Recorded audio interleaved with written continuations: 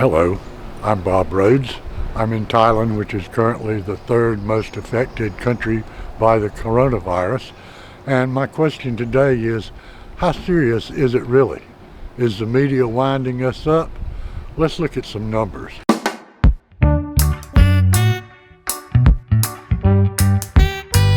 After doing several videos on the coronavirus, I began to notice something about the way we are given information about it is being done. The number of cases of the infection is presented. The number of countries is listed most of the time, but some actual perspective is usually missing. Here's an example.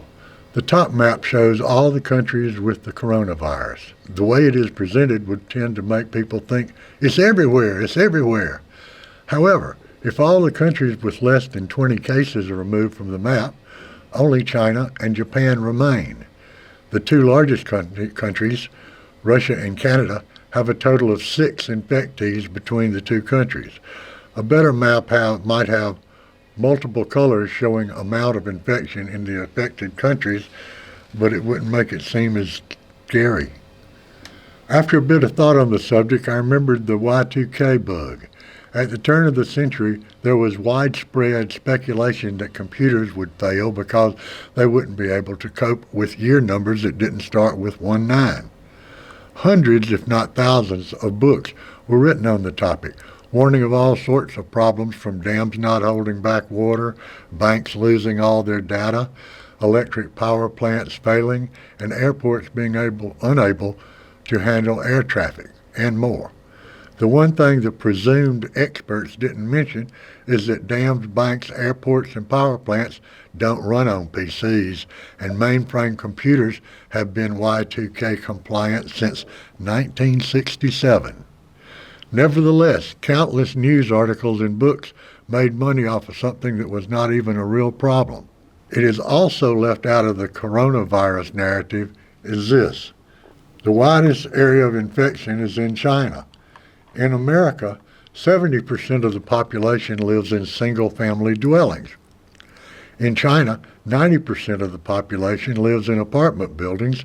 Just riding the elevator puts a person in contact with other people in a small area, and every time a person pushes a floor or door button, contamination is possible. The potential for this virus spread is greatest in apartment-style housing, and Japan, also with apartment-style dwellings, is second on the list of infected people. This page shows what actual percent of people is affected in each of the 3 most affected countries. Even in China, less than 1/10,000th of the population is affected, and in Thailand and Japan, less than 1/1,000,000th is affected. I don't want to discount the possibility of additional spread of the virus or of a mutation, but right now, February 4th, 2020, the number of infections in the general population is surprisingly small. It has been suggested by China's leading disease researchers that it may be under control in 10 to 14 more days. In my previous video on this topic, I introduced the viewer to 6 of my friends in China and told what they were going through. Most of us think getting struck by lightning is very, very, very unlikely. According to the National Safety Council, 1 person in 161,856 people is how many may be struck by lightning. Even in China, 1 is more likely, not just a little bit, but far more likely to be struck by lightning than contract the coronavirus. So based on the information presented, this does not seem to be as serious as we have been led to believe.